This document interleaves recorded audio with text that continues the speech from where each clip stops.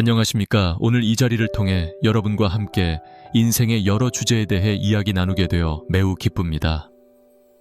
인생은 길고 짧음의 감정이 교차하는 복잡한 여정입니다. 우리 모두는 저마다 다른 경험과 깨달음을 가지고 있으며 그 안에서 배우고 성장합니다. 나이가 들수록 그 배움은 깊어지고 삶의 진정한 의미를 깨닫게 됩니다.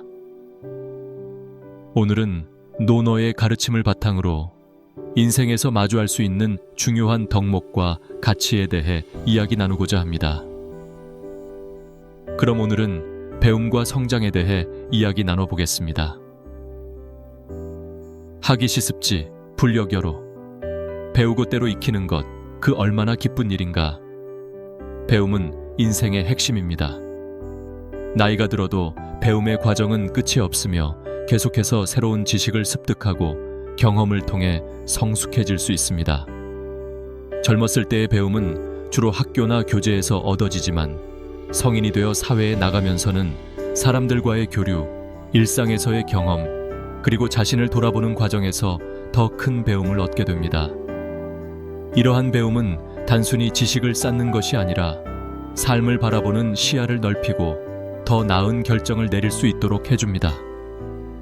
특히 현대 사회는 끊임없이 변화하는 환경 속에서 살아가고 있습니다.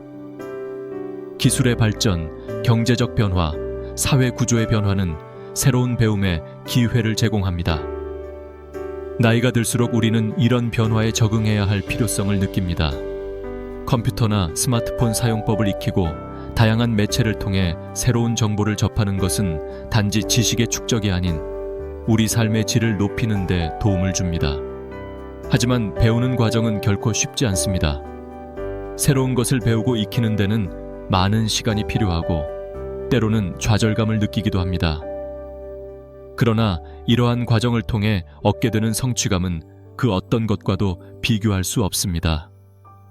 우리는 배움을 통해 자신감을 얻고 그 자신감을 바탕으로 더 많은 도전과 성장을 이룰 수 있습니다. 배움의 중요성은 단지 개인적인 성장에 그치지 않습니다. 배움을 통해 우리는 더 나은 부모, 더 나은 동료, 더 나은 사회 구성원이 될 수 있습니다. 내가 얻은 지혜와 경험을 주변 사람들과 나누고 그들로부터 새로운 것을 배우는 과정은 우리 사회를 더 발전시키고 서로를 이해하는 데 큰 역할을 합니다. 또한 배움은 삶의 마지막 순간까지 지속되어야 합니다. 그것이 바로 인생의 진정한 가치를 발견하는 길이기 때문입니다. 배움은 우리에게 끝없는 가능성을 열어줍니다. 배움의 길을 멈추지 않는 한 우리는 언제든지 새로운 도전을 할 수 있고 더 나은 사람이 될 수 있습니다. 그렇기에 배움을 통한 성장은 나이에 상관없이 항상 열려있는 문과 같습니다. 이제 배움을 통해 얻은 성장의 과정에서 우리는 또 하나의 중요한 것을 배우게 됩니다. 그것은 바로 인내와 덕목입니다. 어려운 상황에서 배운 지혜를 어떻게 실천할 것인가에 대한 이야기로 자연스럽게 이어가겠습니다. 견리사에 이익을 보면 의를 생각하고 어려움을 보면 의로움을 생각하라. 인생은 끊임없는 선택의 연속입니다. 특히 어려운 상황이나 유혹이 있을 때 우리는 어떤 선택을 해야 할지 갈등을 겪곤 합니다. 공자는 이익이 눈앞에 있을 때 그것을 쫓기보다 먼저 의의를 생각하라고 말했습니다. 즉, 도덕적인 기준을 먼저 세우고 나서 행동하는 것이 중요하다는 의미입니다. 이는 단기적인 이익보다 장기적으로 더 큰 가치를 추구하는 삶의 지혜를 담고 있습니다. 이익을 좇는 것은 누구에게나 유혹적인 일입니다. 눈앞에 보이는 이익이 크다면 쉽게 흔들릴 수 있습니다. 그러나 그 이익이 일시적이라면 우리는 더 큰 것을 잃게 될 수도 있습니다. 도덕적 판단을 바탕으로 내린 선택이야말로 장기적으로 더 큰 신뢰와 성취를 가져다 줍니다. 예를 들어 비즈니스 세계에서 순간적인 이익을 좇기보다는 신뢰를 지키는 것이 결국 더 큰 성공을 가져오는 경우가 많습니다. 또한 어려움에 직면했을 때 인내하며 의로움을 지키는 것이 더욱 중요합니다. 어려운 상황에서는 자신을 보호하기 위해 도덕적 기준을 저버리기 쉽습니다. 그러나 인내심을 가지고 의로운 길을 선택하는 것이 결국 더 큰 성취로 이어질 것입니다. 인내는 단순히 고통을 참는 것이 아니라 자신의 도덕적 기준을 지키고 상황을 이겨내는 힘입니다. 인내를 통해 우리는 더 성숙해지고 삶의 의미를 깊이 깨닫게 됩니다. 어려운 상황에서는 감정에 휘둘리기 쉽습니다. 그러나 그럴 때일수록 마음을 다스리고 이성적인 판단을 내리는 것이 중요합니다. 특히 현대 사회에서는 어려움이 자주 찾아오며 그때마다 우리는 의로움을 지키는 것이 얼마나 중요한지를 깨닫게 됩니다. 예를 들어 직장에서의 갈등이나 가정에서의 문제는 감정에 휩싸이면 쉽게 해결할 수 없습니다. 그러나 의로움과 인내심을 바탕으로 문제를 해결하면 우리는 더 나은 관계를 유지할 수 있습니다. 결국 인내와 덕목은 우리가 더 나은 사람으로 성장할 수 있게 도와줍니다. 이는 단지 나를 위한 것이 아니라 주변 사람들과의 관계에서도 매우 중요한 역할을 합니다. 의로움을 지키는 사람은 다른 사람들에게 신뢰를 얻고 그 신뢰를 바탕으로 더 많은 기회를 얻게 됩니다. 인내와 덕목을 실천하는 과정에서 우리는 마음의 평안을 얻고 그 평안 속에서 더 큰 성취를 이룰 수 있습니다. 그렇다면 마음의 평안을 어떻게 얻을 수 있을까요? 불언 입으로 하늘을 원망하지 않고 사람을 탓하지 않는다. 공자는 어려운 상황에서도 마음의 평안을 유지하는 것이 중요하다고 강조했습니다. 이 명언은 외부의 어려움이나 고난에 직면했을 때 하늘을 원망하거나 사람을 탓하지 않는 자세가 얼마나 중요한지를 보여줍니다. 우리는 삶에서 여러 어려움을 겪지만 그 상황을 외부 탓으로 돌리기보다는 자신의 내면을 먼저 돌아보고 스스로를 성찰하는 태도가 필요합니다. 마음의 평안을 지키는 것은 결국 자신을 다스리는 데서 시작됩니다. 어떤 문제가 발생했을 때 우리는 흔히 상황 탓이나 사람 탓을 하며 문제의 원인을 외부에서 찾습니다. 그러나 공자는 이와 같은 태도는 마음의 평온을 방해하는 요인이라고 말했습니다. 자신이 통제할 수 없는 외부 요인에 집중하는 대신 마음을 다스리며 상황을 받아들이는 것이 중요합니다. 마음이 불안할 때 우리는 외부 환경에 쉽게 휘둘리기 마련입니다. 그러나 스스로의 마음을 평온하게 유지하면 외부의 변화에도 흔들리지 않고 상황을 받아들일 수 있습니다. 이 가르침은 단순히 외부 탓을 하지 말라는 의미에 그치지 않습니다. 이는 더 깊은 자기 성찰의 필요성을 강조하는 가르침입니다. 타인을 탓하거나 환경을 원망하는 것은 일시적인 위안을 줄 수 있지만 근본적인 해결책이 될 수 없습니다. 진정한 해결은 자신의 내면을 돌아보고 자신이 변화할 수 있는 부분을 찾아 개선하는 데 있습니다. 공자는 우리에게 마음의 평안을 찾기 위해 외부에서 답을 구하기보다는 스스로의 내면을 깊이 들여다볼 것을 권고하고 있습니다. 현대 사회에서도 이 가르침은 큰 의미를 가집니다. 우리는 많은 스트레스와 압박 속에서 살아가고 있으며 그 속에서 마음의 평안을 유지하는 것이 쉽지 않습니다. 직장에서의 실패, 인간관계에서의 갈등 또는 일상에서 맞닥뜨리는 작은 문제들로 인해 우리는 쉽게 불안해질 수 있습니다. 이때 공자의 가르침처럼 하늘이나 타인을 원망하지 않고 스스로를 돌아보며 마음을 다스리는 것이 중요합니다. 더 나아가 공자의 이 가르침은 자신을 통제하는 능력을 길러주는 가르침이기도 합니다. 외부의 변화를 우리가 모두 통제할 수는 없지만 우리 자신의 마음과 태도는 통제할 수 있습니다. 우리는 마음의 평안을 유지함으로써 더 나은 결정을 내리고 그 결과로 더 나은 삶을 만들어갈 수 있습니다. 마음이 평온하면 우리는 더 명확하게 사고하고 더 나은 선택을 할 수 있습니다. 따라서 이 명언은 단순히 마음을 다스리라는 말에서 그치지 않습니다. 이는 우리가 외부의 어려움에 어떻게 대응할지를 결정하는 중요한 덕목을 가르쳐줍니다. 외부의 상황이 어떻든 우리는 스스로의 마음을 다스릴 수 있는 힘을 가지고 있으며 그 힘이야말로 진정한 평안을 가져다 줍니다. 공자는 우리에게 마음의 평안을 유지하는 것이 곧 인생에서 가장 중요한 덕목 중 하나임을 가르쳐 줍니다. 삼인행 필요하사. 세 사람이 길을 가면 그 안에 반드시 나의 스승이 있다. 인간관계는 우리 삶의 중요한 부분을 차지합니다. 사람들과의 교류 속에서 우리는 많은 것을 배우고 그들과 함께 성장해 나갑니다. 인간관계는 단지 외로움을 달래는 도구가 아닙니다. 그것은 우리가 서로를 이해하고 함께 나아가며 더 나은 사람으로 성장할 수 있도록 돕는 중요한 요소입니다. 공자는 세 사람이 함께 길을 갈 때 그중 한 명은 반드시 나의 스승이 될 수 있다고 말했습니다. 이는 모든 사람에게서 배울 점이 있다는 의미입니다.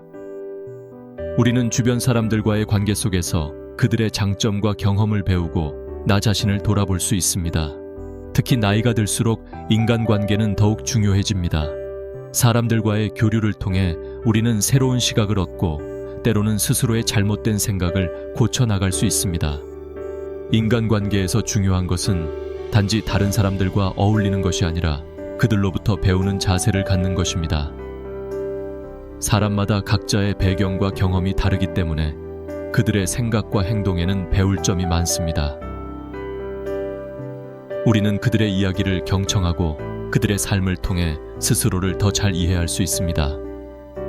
예를 들어, 내가 겪지 않은 어려움을 타인이 어떻게 극복했는지 배운다면 나 역시 비슷한 상황에서 더 나은 선택을 할 수 있게 됩니다.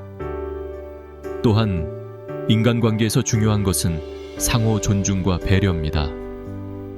우리는 종종 갈등 상황에 처할 수 있지만 그럴 때일수록 상대방을 이해하고 존중하려는 노력이 필요합니다.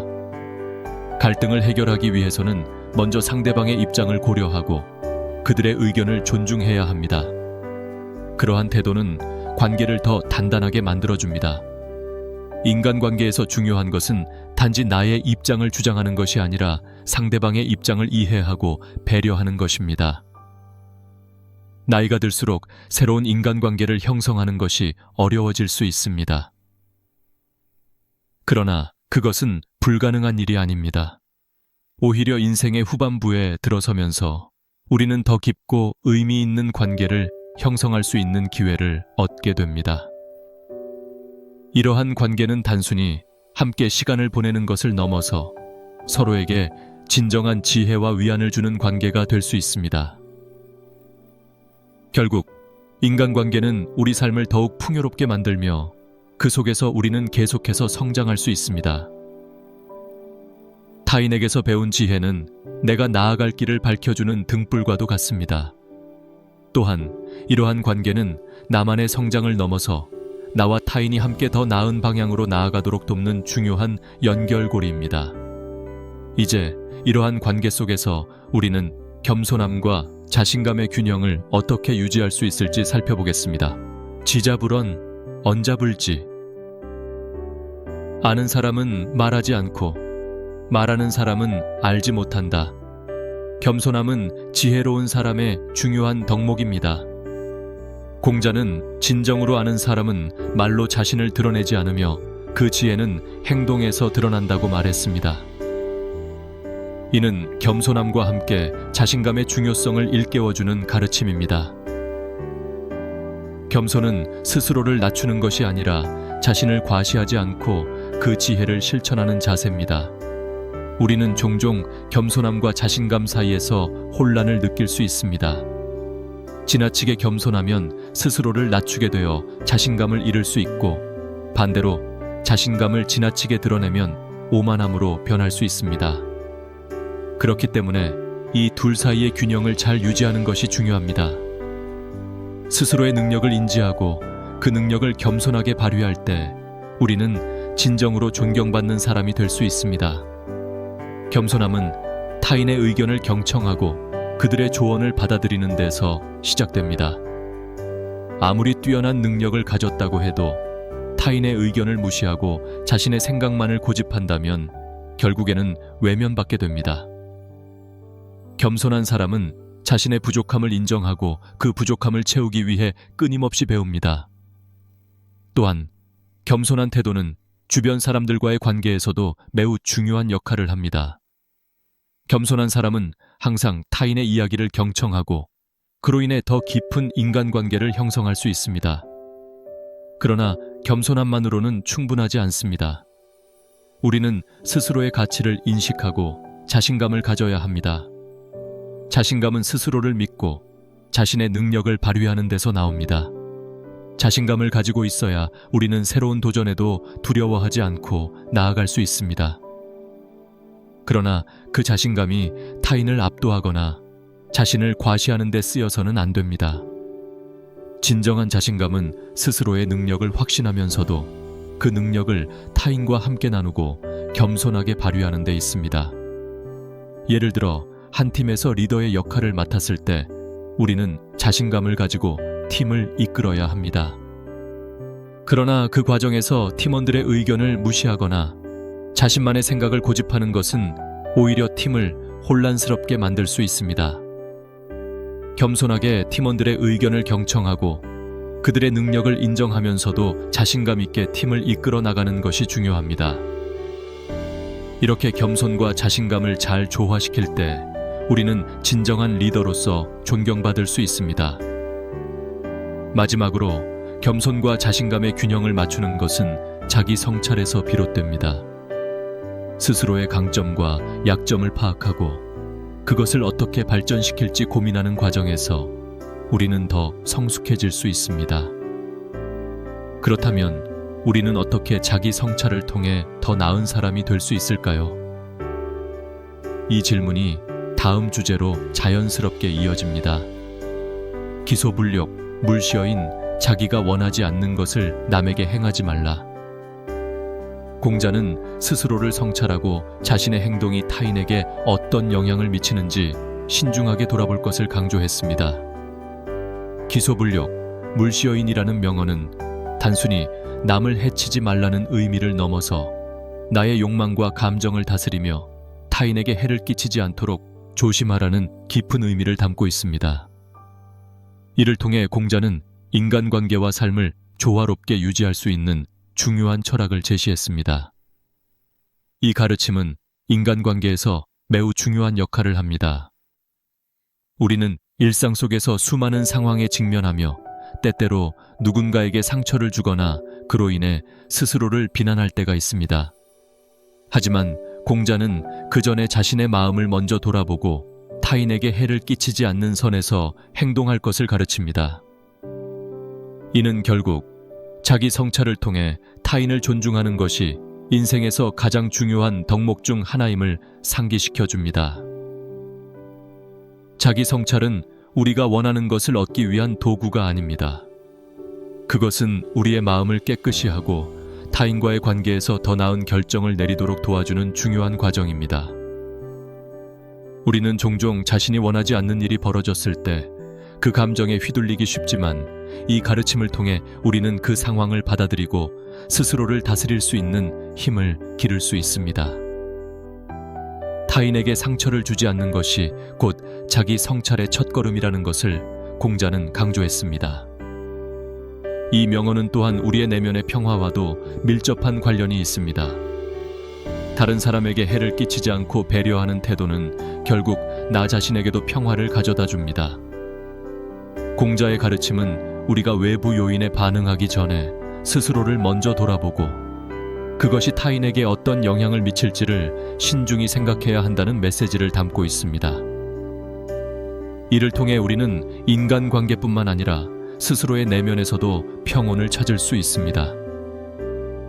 기소불력, 물시어인이라는 가르침은 단지 타인에게 해를 끼치지 말라는 소극적인 의미가 아니라 적극적으로 타인을 배려하고 존중하는 태도를 가르칩니다.